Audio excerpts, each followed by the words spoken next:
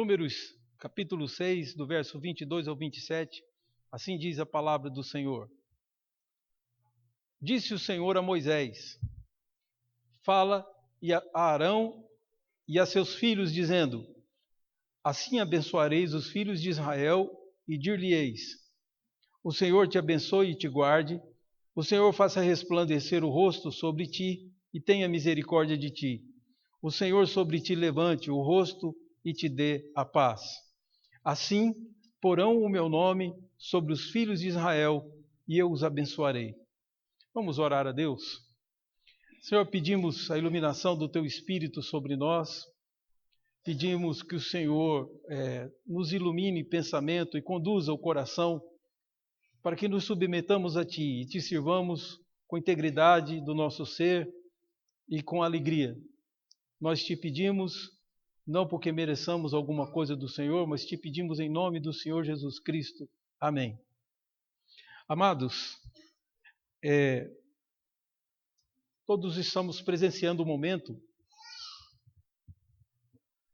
em que o homem parece desprezar a bênção do Senhor. Talvez tenha até perdido o significado da bênção. Quando você tem numa língua uma palavra que serve para 200 significados, essa é uma palavra fraca. E nós podemos dizer que o uso acabou fazendo a palavra bênção enfraquecida, porque ela significa várias coisas.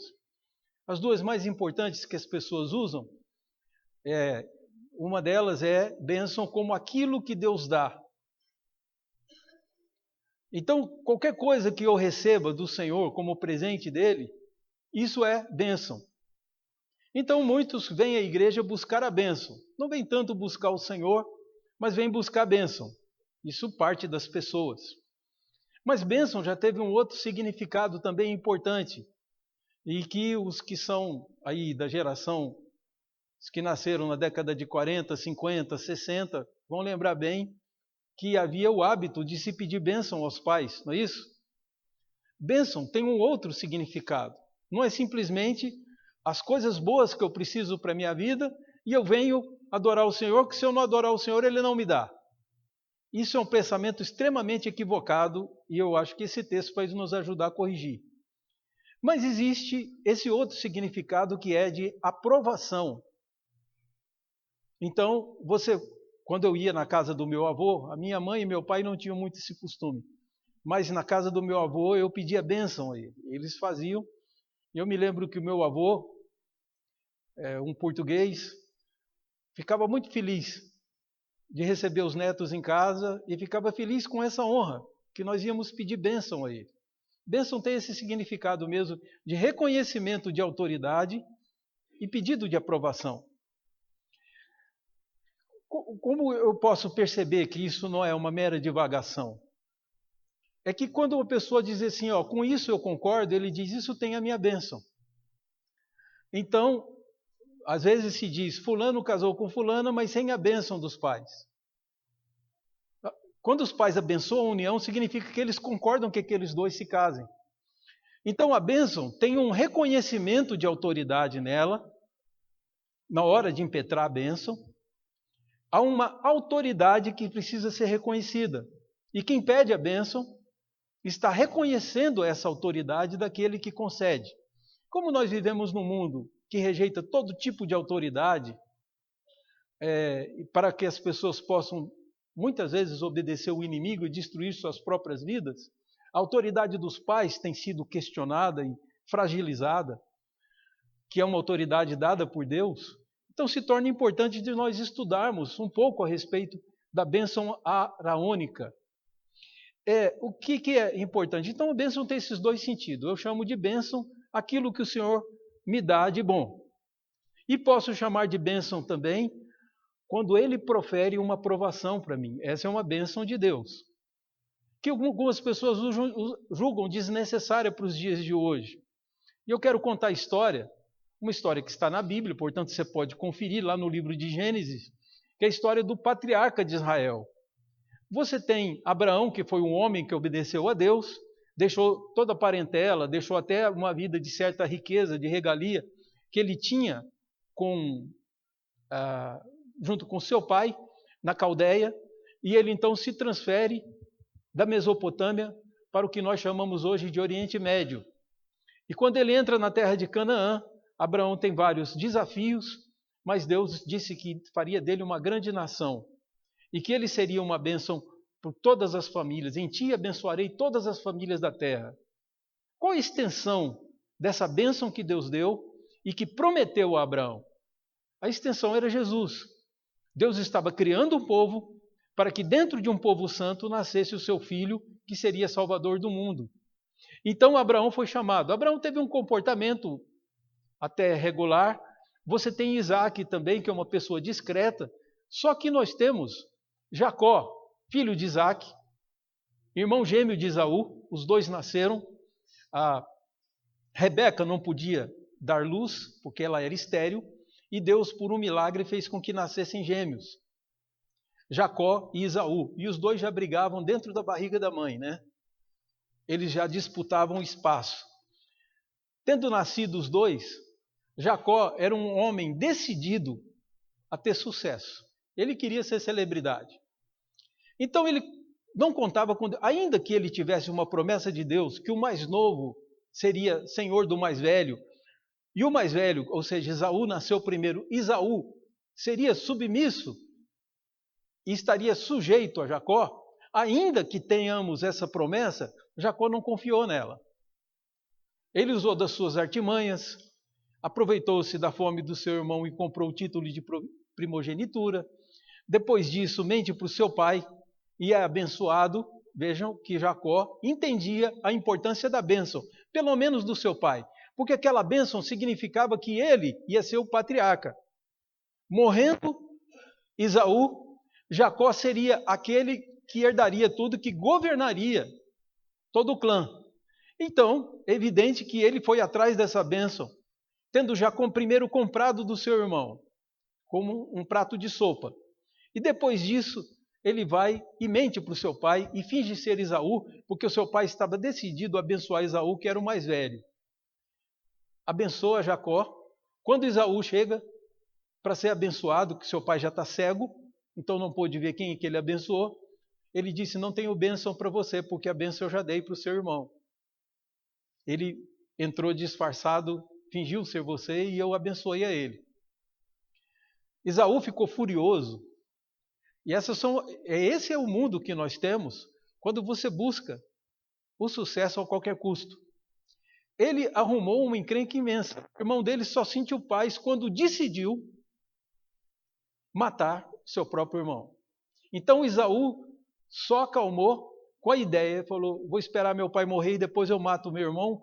Enquanto isso, Rebeca avisa a Jacó, e Jacó então foge e vai para os lados de Canaã e acaba ficando mais de 14 anos lá, porque ele foi encontrar o irmão de Rebeca, Labão, e é abrigado por esse tio, e se apaixona por uma de suas primas, e acaba se casando com as duas por artimanha, porque ele era enganador. Ele experimentou do próprio remédio, como é bom enganar os outros. E foi enganado pelo seu sogro e teve que trabalhar mais 7 anos por Raquel. Casou-se então com Raquel e Lia. Fez uma grande prosperidade. Deus abençoou aquela vida no sentido de dar coisas boas. Então, Jacó, abençoado por Deus, resolve voltar para sua terra, mesmo estando jurado de morte pelo seu irmão. Vejam que vida difícil. Quando Jacó foi perguntado pelo faraó, que ele foi no Egito, ele já na sua velhice perdeu um dos seus filhos, pelo menos achou que o filho tinha morrido, e depois descobre que Deus fez do filho dele governador do Egito. Ele vai no Egito e o faraó pergunta: quantos anos o senhor tem? Talvez porque ele aparentasse muita idade já. E Jacó responde para faraó: poucos e maus foram os dias da minha vida. Olha a reflexão que ele faz sobre a sua existência. Valeu a pena ter lutado pelo sucesso sem Deus? Pois o episódio que eu quero contar aos irmãos, que ilustra bem essa necessidade, é que ele manda seus filhos, manda suas esposas, manda tudo que ele tem, seus bens, à frente, junto com presentes para Esaú, para tentar acalmar Esaú. E agora ele não sabe se ele chegando lá, atravessando o val de Jaboque, se ele vai ser recebido com festa ou se o seu irmão vai matá-lo. O mais provável é que ele morresse. Mas agora o que ele queria mais não era a própria vida. A essa altura, o que Jacó queria não era meramente o acúmulo de bens que ele já tinha e podia perder tudo com a morte. O que Jacó buscava? Então ele encontrou o Senhor, a palavra anjo. Na realidade não existia no Antigo Testamento, usava-se a palavra mensageiro para se referir a esses seres celestiais. Portanto, quando se refere a Jesus, está meramente falando de um mensageiro. E o mensageiro de Deus vai ter com ele, ele percebe que é o próprio Senhor e ele se agarra e diz: o Senhor não vai embora sem me abençoar primeiro. Agora não é mais o sucesso na vida. Que enganar seu pai foi só uma maneira que ele teve para obter o sucesso que ele tinha. O que ele amava não era seu pai, não era seu irmão, não era sua família, era ele mesmo. Só que agora, tudo que ele quer é que Deus o abençoe. É esse tipo de bênção que nós devemos buscar, da aprovação de Deus. Mais ou menos o mensageiro do Senhor, Jesus, na verdade é que está ali, mas o Antigo Testamento não vai chamá-lo assim. Então o mensageiro de Deus que está com ele no val de Jaboque, praticamente diz com seus atos: eu vou embora e não vou te abençoar. Você nunca quis a minha bênção. Você buscou por seus próprios meios o sucesso, quando Deus tinha escrito que aquele seria o destaque de Israel, seria o pai de uma grande nação. Na verdade, Abraão recebeu essa promessa, mas ela se cumpre em Jacó. Porque Israel, que é essa nação que tem hoje, que o Brasil hoje, graças a Deus, goza de boas relações diplomáticas, um povo instruído, um povo inteligente, que busca soluções para os problemas do mundo. Esse povo de Israel que tem hoje, os judeus, né, que praticamente governam Nova York e outras partes do mundo, são descendentes de Jacó. Jacó teve 12 filhos e as 12 tribos de Israel eram, na verdade, os 12 filhos de Jacó. Daí Jacó, agora ele não está preocupado, ele quer ser abençoado. Jacó se agarra com Deus. No texto bíblico diz que houve uma luta, mas a ideia de luta não exprime bem o que aconteceu, porque não houve agressão. O que havia, na verdade, era um tentando sair e o outro agarrado, dizendo: o Senhor não sai daqui enquanto não me abençoar. Jacó se esforçava para segurar Deus e diz: eu não posso deixar ele embora sem me abençoar. Ele quer agora a bênção de Deus. O que ele devia ter buscado na sua juventude, agora na velhice ele descobriu que era o mais importante. Ele queria ser aprovado por Deus. E ele diz: eu quero a tua bênção. Então, travou-se luta a madrugada inteira. E quando era de manhã, o Senhor disse a ele: como é o seu nome? Ele disse: Jacó, que é um nome pejorativo. Jacó é um enganador, é um malandro, é o esperto que passa a perna nos outros.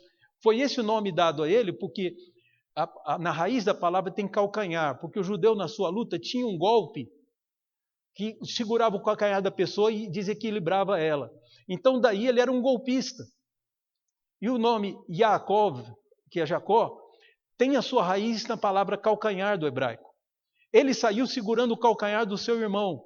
Daí de brincadeira deram esse nome para ele. Aquele usurpador, o malandro que derruba e toma o que não é dele. É isso, assim que ele ficou conhecido na história. E Deus mudou o nome. Deus disse: daqui para frente você não vai chamar mais Jacó. A minha bênção é essa. Você vai se chamar Israel, que a palavra Ish quer dizer homem, do sexo masculino. Israel significa o homem que contende com Deus, ou que contendeu com Deus, que lutou com Deus. Assim ele ficou conhecido. E ele então ganha essa bênção de Deus, atravessa o val de Jaboque e é recebido com lágrimas e beijo pelo seu irmão, uma das cenas mais lindas da Bíblia. Ele abraça o seu irmão, ele se diz: agora eu sou teu servo, e o seu irmão diz: não, vou dividir tudo contigo. E daí Esaú se torna pai dos edomitas e que é também pai dos idumeus, porque o grego não falava bem falava com sotaque. Então, Edomita, que são filhos de Edom, Edom é vermelho, era o apelido de Esaú, são parentes, são primos dos hebreus. E são a maior pedra no sapato na história deles, porque eles ficaram com papel secundário na história, um papel coadjuvante. O papel principal era do povo hebreu, de Jacó. Então, essa história nos mostra o quanto nós precisamos de bênção, porque estamos hoje escrevendo não só a nossa história, estamos escrevendo a história da nossa descendência. É por isso é muito importante o seu cuidado. É muito importante que você busque a bênção do Senhor, ainda que as pessoas hoje não vejam valor nisso. As pessoas não veem valor em igreja, em Bíblia, porque tem outros meios de conquistar as coisas. Só que o que eles chegam no final é a ideia de que desperdiçaram sua vida tentando escalar uma montanha na qual Deus tinha o caminho para eles subirem sem esforço. Deus já tinha bênção reservada. E o que eles conseguem com luta, teriam pela graça de Deus. Mais ou menos é essa a ideia. Essa bênção araônica foi ministrada, foi ensinada a Arão e a seus filhos, calcula-se que em 1445 a.C. é a data que pesquisando junto aos rabinos e tudo, que se chega a isso, 1445. O lugar possivelmente é o Sinai. Eles já tinham recebido a lei e agora Moisés estava explicando para o povo antes de começar a caminhada. Aqui eles ainda não tinham ido a Cádiz, Barneia. Eles não tinham ido àquela região que eles ficaram com medo de entrar na Terra Santa e por isso tiveram que caminhar 40 anos no deserto. Ainda não tinha acontecido esse episódio, é anterior. E o que é interessante é que Deus vai ensinar a bênção e duas coisas saltam aos nossos olhos. Primeiro, que a bênção não é a bênção que você quer. Você pode até pedir o que você quer. Mas essa bênção é uma fórmula feita por Deus, porque restringe aonde ele vai agir. Primeiro, então, a fórmula da bênção é dele. E outra coisa, ele confiou essa bênção aos sacerdotes. Ele está prestigiando a igreja da época, que era, na verdade, Israel, e Arão era o sacerdote. Moisés é o mediador da aliança, e o sacerdote da aliança era Arão e seus filhos. Daí, Deus ter dito para Moisés, fala a Arão e a seus filhos. Moisés não recebeu de Deus autorização para abençoar o povo com essa bênção. E nem tampouco significava que Arão e seus filhos podiam dar a bênção que eles quisessem, ou a bênção que o povo quisesse. Deus é que determina que tipo de bênção vai ser dada, por isso a fórmula é dada por ele.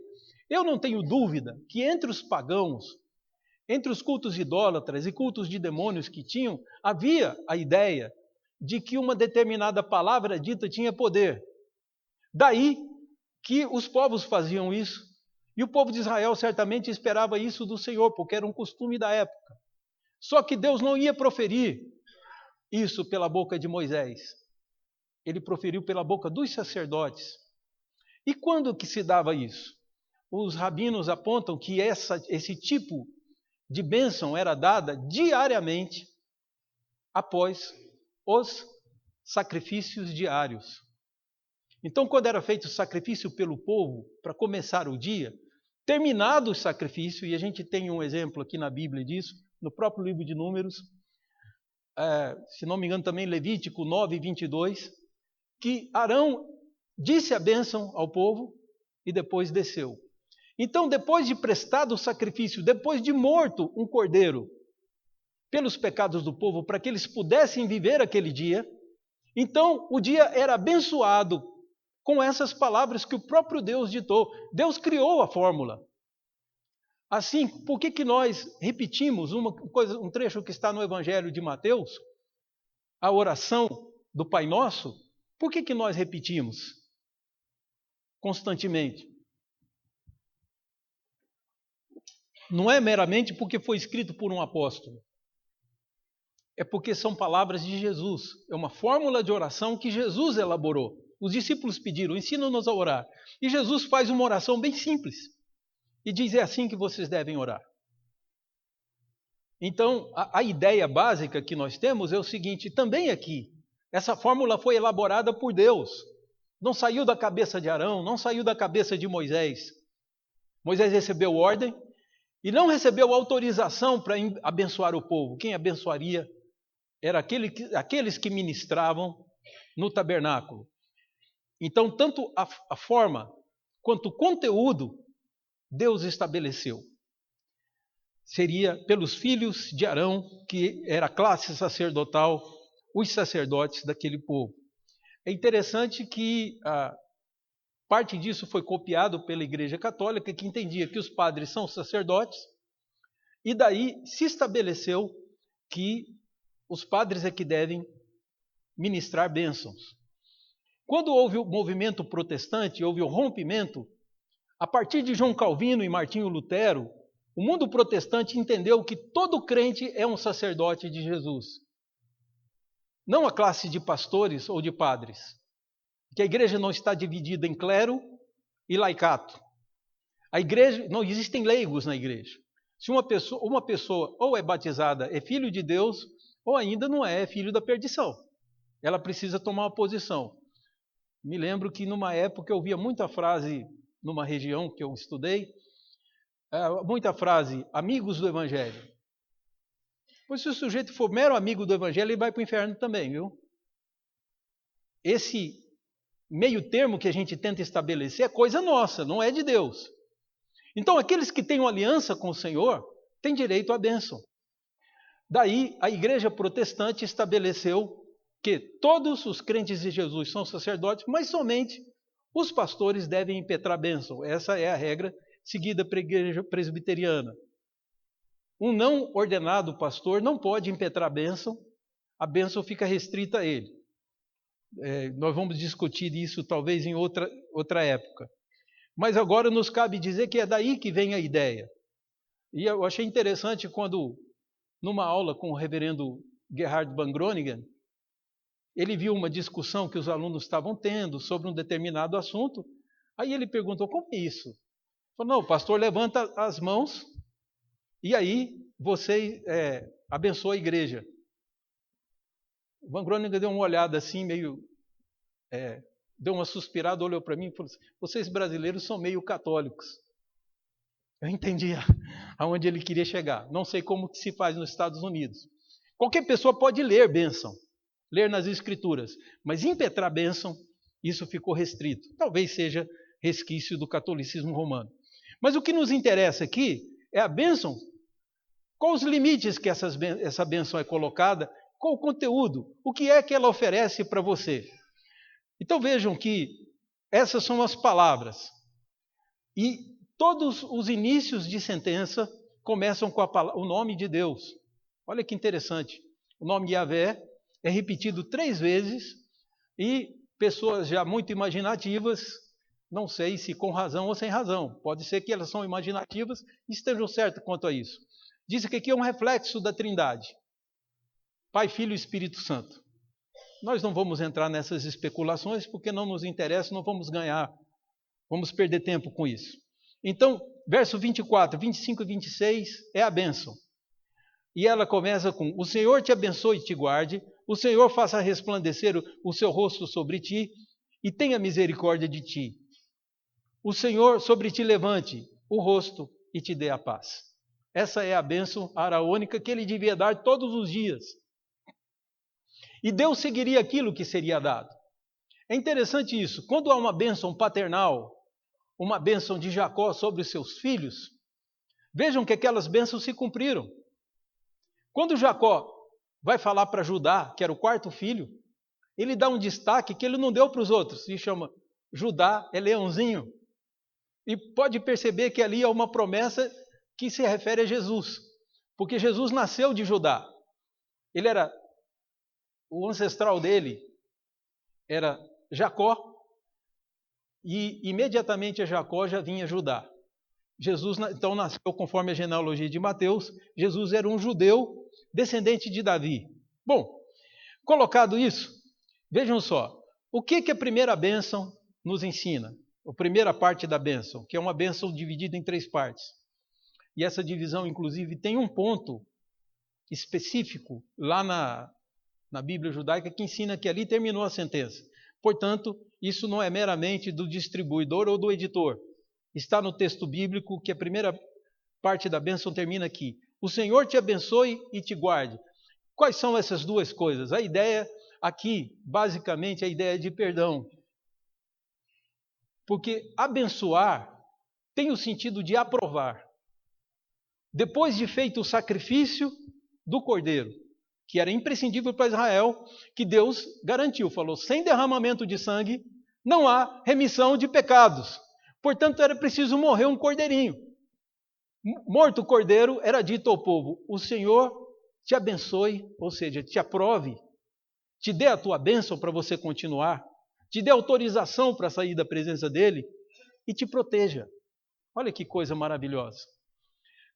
Aqui a ideia de guardar é o mesmo verbo usado para guardar um rebanho. E lá no Salmo 121, que nós gostamos tanto, né, tão bonito o Salmo, que diz que não dorme o guarda de Israel, tem a mesma raiz. Então o Senhor é um vigia que guarda. Salmo 121 diz isso. O guarda de Israel. Geralmente aqui no nosso país a gente dá esse cargo para quem já aposentou, para quem já não tem, digamos, outra utilidade na vida. Né? É um serviço muito digno e importantíssimo. Mas o serviço de vigilância geralmente é dado para as pessoas que já não estão mais exercendo outro tipo de serviço. Né? Então é um serviço digno. Como são dignos também os aposentados. Porém, o que se faz é exatamente isso. Colocar para vigia. Em Israel, simplesmente era Deus. Não era um serviço qualquer. Deus era o guarda de Israel, segundo o Salmo 121. E aqui a bênção está dizendo que exatamente o Senhor vai te abençoar, aprovar para que você siga, te liberar para que você vá viver o seu dia debaixo da bênção dele, da proteção de Deus também. O Senhor te abençoe e te guarde. A segunda sentença diz, o Senhor faça resplandecer ou brilhar o rosto sobre ti e tenha misericórdia de ti. O que é que necessariamente está sendo dito aqui? Nós poderíamos dizer que aqui estamos falando de graça e misericórdia. Duas palavras muito comuns no Novo Testamento. Por que graça? Porque resplandecer o rosto sobre você não está simplesmente dizendo que Deus vai iluminar seu caminho. Aqui a ideia é que Deus está sorrindo. Na verdade, não é sobre você. Nós sabemos que é sobre porque Deus está em cima. Mas a preposição usada pelo hebreu aqui é na tua direção. Então há várias pessoas tentando chamar a atenção de Deus, mas o sorriso dele é para você. Essa é que é a ideia. O Senhor te abençoe e te guarde. O Senhor brilhe o rosto na sua direção. E o Senhor tenha misericórdia de ti. O que é a misericórdia? Misericórdia é amar você a um ponto que ele não vai te dar o que você merece. Porque se os homens recebessem o que merecem, não tinha ninguém vivo mais. Não é isso que diz Lamentações de Jeremias, capítulo 3? Se não me engano, o verso 33, diz lá. As misericórdias do Senhor são a causa de não sermos consumidos, porque elas não têm fim. Então, misericórdia eu mereço o castigo de Deus, eu não mereço viver um segundo mais. Só que o rosto do Senhor brilhou sobre mim e ele teve misericórdia. Essa palavra traduzida do latim, ela é formada de duas partes. Miseri, que significa miseráveis, né? Ou aquele que está na miséria, aquele que é da miséria, miseri, e cardio, ou córdia, que tudo tem a ver com coração. Então você ter uma pessoa que não tem nada para te dar dentro do seu coração, isso é misericórdia.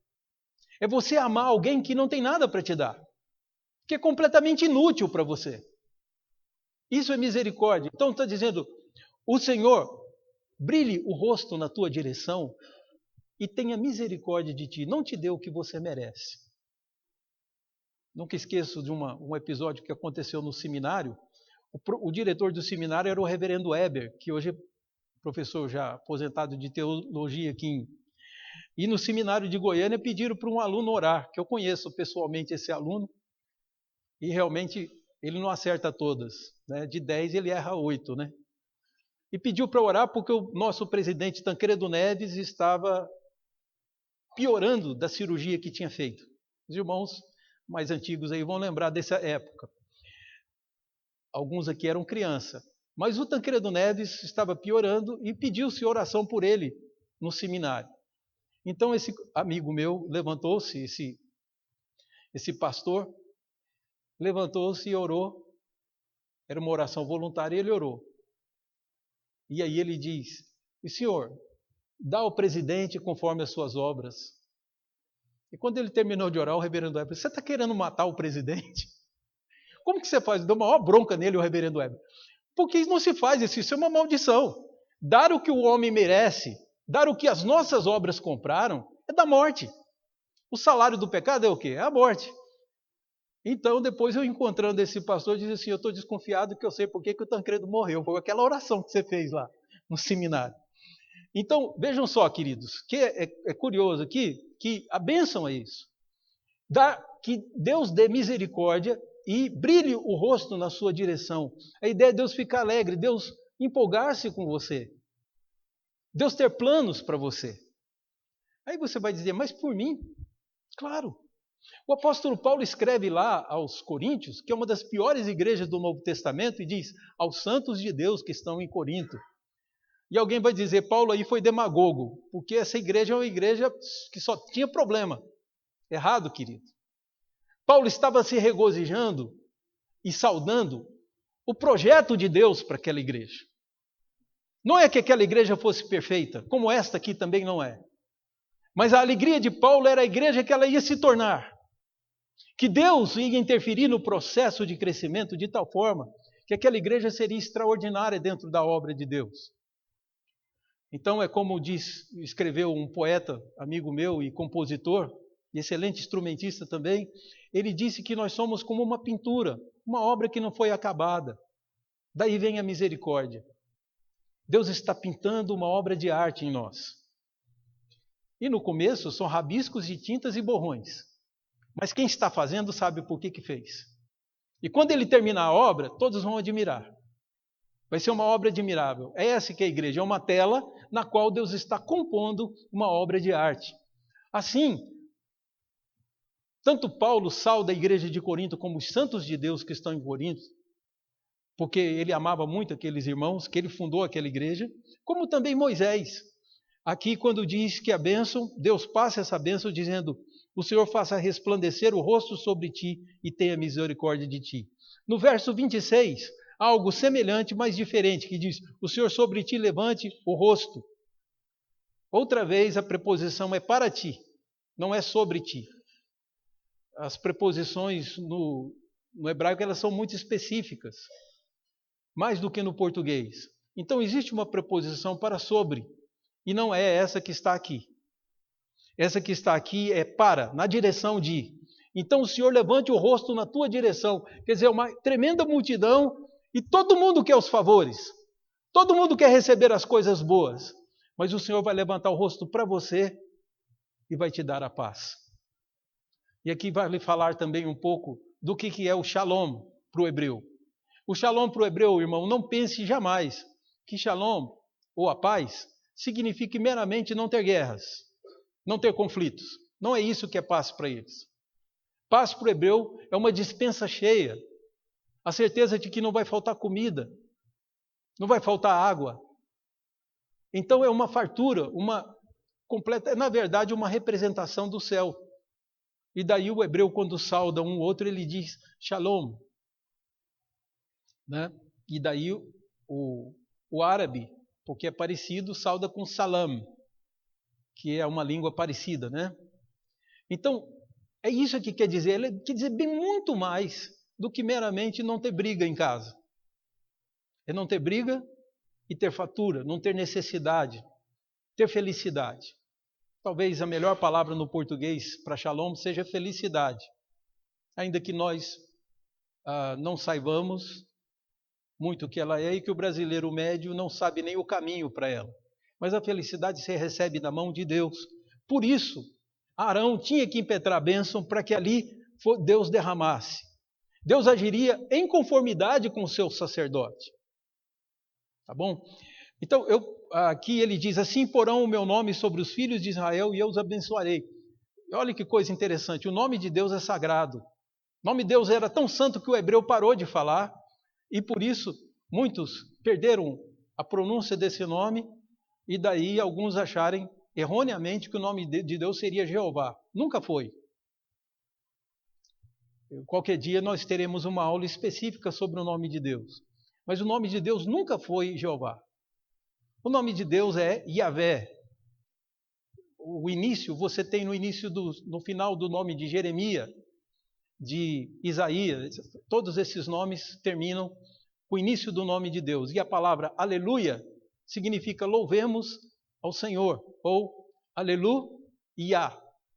Então o nome de Deus não é, de forma alguma, nunca vai ser Jeová. Mas o que nos cabe é isso. A minha pergunta aos irmãos, uma pergunta interessante para que fazemos, o irmão quer ser abençoado. O mundo não vai poder te abençoar. Aliás, Jesus diz, a minha paz eu vos dou, não vou lá dou como o mundo a dá. A paz que o mundo dá, ela é uma paz irrisória, uma paz efêmera, passageira, uma paz sem profundidade. É uma paz aparente. É assim que os povos vivem. Porém, a paz que Jesus dá, ela é profunda e verdadeira. Daí ele disse, a minha paz vos dou aos seus discípulos, porque os discípulos estavam tristes porque ele ia morrer. E daí temos então a palavra de Jesus nos dizendo que é esse tipo de paz que nós precisamos, não a que o mundo dá. É interessante, também muita gente quer glória, quer passar pela rua e ser reconhecido, as pessoas verem e falar, aquele é diferente, aquele está no outro nível. Então daí as pessoas tentam ser famosas de algum jeito, se expõem muitas vezes ao ridículo só para serem famosos, fazem as coisas mais absurdas, mas essa glória do mundo também não satisfaz, porque também ela é efêmera e superficial. Qual é o tipo de glória que nós precisamos? Paulo diz aos Romanos, porque todos pecaram e carecem da glória de Deus. Precisamos de glória mesmo, mas não é essa. Precisamos da glória do Senhor. Que Ele seja glorificado e nós, como seus filhos, glorificados junto com Ele. Essa é que é a ideia básica. Então, se você quer, você tem que ir aonde o Senhor localizou a bênção. Em Israel, ficava bem no centro. Ali era a tenda do Senhor. Deus morava no centro do povo de Israel, havia uma tenda de Deus, onde Arão e seus filhos ministravam os sacrifícios. E o povo todo se reunia. Estavam todos organizados em tribos em torno, e bem no centro havia a tenda do Senhor, a mais bonita, mais simples também. Era uma tenda tão simples que Davi pediu a Deus para fazer um palácio para ele. Esse era o tabernáculo. Bom, então havia uma localização para essa bênção. E quem é que poderia entregar essa bênção? Só os sacerdotes. Deus não autorizou ninguém mais para que respeitassem a instituição e soubessem que o preço para que as pessoas fossem abençoadas era o sangue do cordeiro derramado. Um animalzinho inocente teria que morrer para que Deus resplandecesse o rosto sobre você. Basicamente é isso. E para entenderem isso, precisava que fosse o próprio Arão e seus filhos que ministravam os sacrifícios proferirem essa bênção para o povo. Então o Senhor continua abençoando nos dias de hoje. Eu gostaria que o irmão abrisse a Bíblia no livro de Salmos.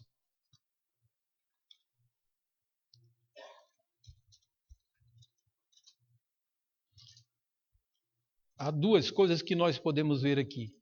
A primeira coisa que está no Salmo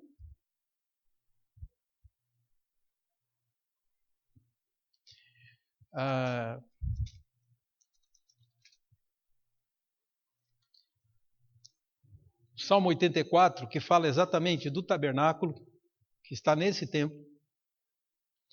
Ele diz o verso 4, bem-aventurados os que habitam em tua casa. Verso 4. Louvem-te perpetuamente. Bem-aventurado o homem cuja força está em ti, cujo coração se encontram os caminhos aplanados. O verso 11 diz, porque o Senhor é sol e escudo, o Senhor da graça e glória, nenhum bem sonega aos que andam retamente. Ó Senhor dos exércitos, feliz o homem em que em ti confia. Essas palavras dos Salmos dizem respeito ao próprio culto. E nós lembramos bem daquele canto, diz assim, ó como é bom e suave viverem unidos os irmãos, como bom e agradável é viverem unidos os irmãos, é como o óleo que desce, e que desce, e que desce. Nós vamos lendo o Salmo. E poucos prestam atenção no último versículo, diz, ali o Senhor concederá a sua bênção. Por que o irmão julga que Jesus disse, onde estiverem 2 reunidos em meu nome, ali estarei eu? O que estava na mente do Senhor para valorizar esse tipo de reunião? E queria que o irmão lembrasse também, Hebreus diz, não deixem de congregar, como é costume de alguns, quanto mais vocês estão vendo que o dia está se aproximando. O grande dia do juízo está chegando, e é preciso que mais hoje nós nos congregássemos do que no tempo do livro de Hebreus, que está mais próximo de nós do que deles. Que bênção, queridos. Vem para a igreja. Frequente a sua igreja. Porque se você quer bênção, é aqui que o Senhor concede. Ali o Senhor concederá a bênção. Do contrário, você vai tentar e não vai conseguir. Deus respeita a instituição que Ele mesmo criou. Deus cuida, e por mais que os homens tentem destruir, por mais ataques que ela sofra, ela prevalece e ela permanece pelos séculos.